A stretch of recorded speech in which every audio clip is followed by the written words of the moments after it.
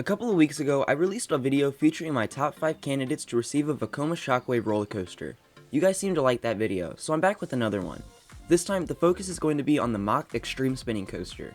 The spinning coaster model has been around for a long time, but the addition of launches and loops is a fairly new concept. There are a total of 2 Mach Xtreme spinning coasters in the world, Time Traveler at Silver Dollar City, and the Ride to Happiness by Tomorrowland at Plopsaland. Based on the reviews that these rides are getting, many more have to be on the way at some point. This video is going to be looking at my top 5 candidates for a Mach Xtreme spinner. Let's get into it. Just like my last video, there are some basic criteria that I went off of. This time around, I looked at the past relations, coaster lineup, space, and willingness to invest. Unlike a Vekoma Shockwave, a Mach Xtreme spinner is very expensive, so you'll see parks that are more likely to spend lots of money. I also added an additional category of marketability to the list in some areas. Even though there aren't many of these out there, surrounding parks play a major role in what parks are going to invest in. That's why I'm going to include this category in the video. Alright, with that out of the way, let's jump into the first park on the list. Coming in at the number 5 spot, I have Cedar Point. This spot in particular was a little bit of a battle. Many parks could use a roller coaster like an Xtreme spinner. The main two I debated between were Six Flags Magic Mountain and Cedar Point, the two parks that always seem to have a rivalry. So what made me choose Cedar Point? Well, it came down to past relationships. Both companies have worked with Mach. Six Flags with Aquaman, and Cedar Fair with Copperhead Strike. I see the Power Splash being a more clonable ride, which is why I don't see the Xtreme spinner for Six Flags. In the past, they generally go with the clonable options, as seen with the Batmans, Mr. Freezes, Supermans, etc. Cedar Fair, on the other hand, is not afraid to create custom coasters. They had recent success with Copperhead, so why not go back to this manufacturer? On top of this, Cedar Point is known for breaking records. Since there are only a couple in the world, the records could easily be shattered. Cedar Point, home of the tallest, fastest, longest, most inverting spinning coaster in the world. Something about that sounds right. But Cedar Point has one major setback that puts this on the backside of the list. Space. This park is severely landlocked, and to add a coaster of this magnitude, other attractions would have to be removed. It has been rumored that Gemini is getting the boot soon, but I feel like that plot of land is too narrow. It has also been said that the Cedar Creek Mine Ride is at the end of its service life, which could provide an alright area. My number 1 pick would be the region of the Frontier Adventure that the park has recently added. I don't know exactly how much space this takes up, but a spinning coaster could fit very well back here, especially given the theme. Not knowing if they would have to remove this expansion makes me question whether it's plausible though, and that's why Cedar Point takes the 5th spot on the list. Moving on to the number 4 spot, I have Europa Park. Yeah, I'm including a couple of international parks on the list. For those that don't know, Europa is actually owned by Mach.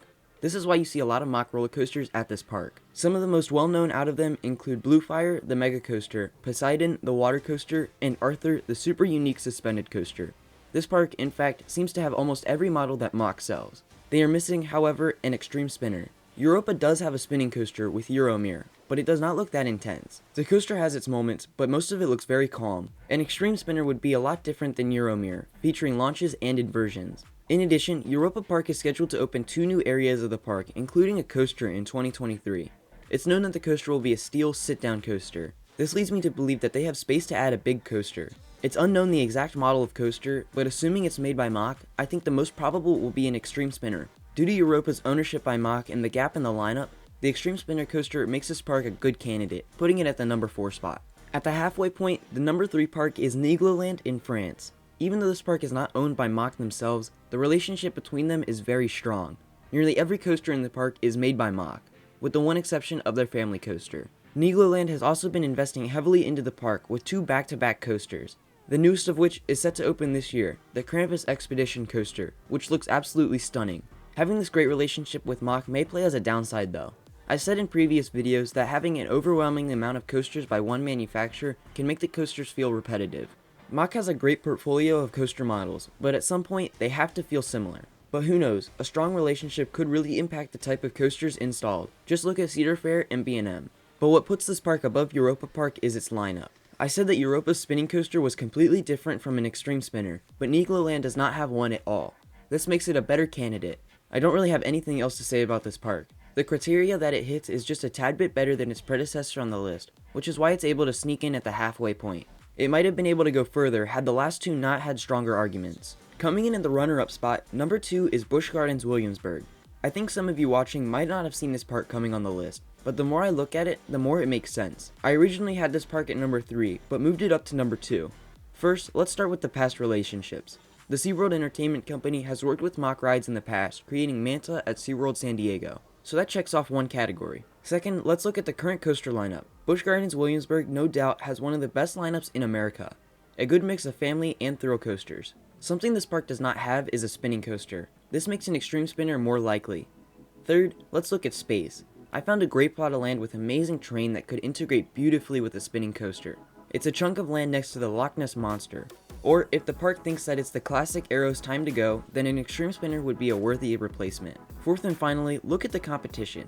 Busch Gardens has stiff competition with King's Dominion. These parks strategically get roller coaster models that the other park does not have. It gives them an edge when marketing and makes their park stand out. As neither park has an extreme spinning coaster, or even a general spinning coaster at that, this presents the perfect opportunity to add one. I just mentioned King's Dominion, but I chose Busch Gardens because King's Dominion needs something to replace Volcano. We know that an S&S Free Spin is coming as a filler coaster, and it has also been rumored that the park will receive a wing coaster. That puts a different coaster so far down the line that Busch Gardens would get there first.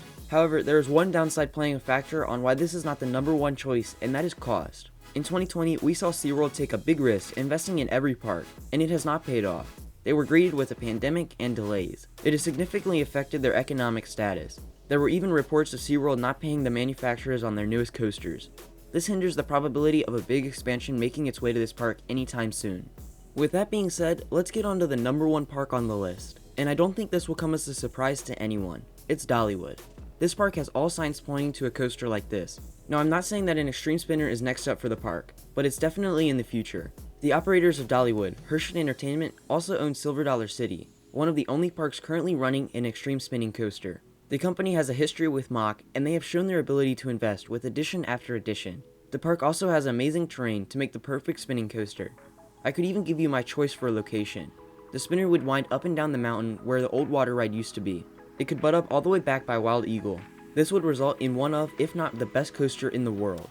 What else could you ask for? The park even had an extreme spinning coaster on a survey for their next roller coaster a couple years back. What more proof is needed? Dollywood is the most obvious and probable choice. I've tried so hard to come up with a rebuttal, but I could not do it. The only thing that you could say slightly hinders the probability is time. I don't think an extreme spinner is their next coaster, but I think it's in the future. After a couple of years, it may be possible that Dollywood is just not interested in the model. Again, this is highly unlikely. It just seems like this is the perfect scenario. Of course, I can't tell the future, so these are just my predictions, nothing more. So there you have my top 5 candidates for a Mach Rides Extreme Spinning Coaster. What park do you think should have been on the list? Let me know in the comments below. If you liked the video, make sure to leave a like and subscribe if you're new. Thanks for watching, and I'll see you next time.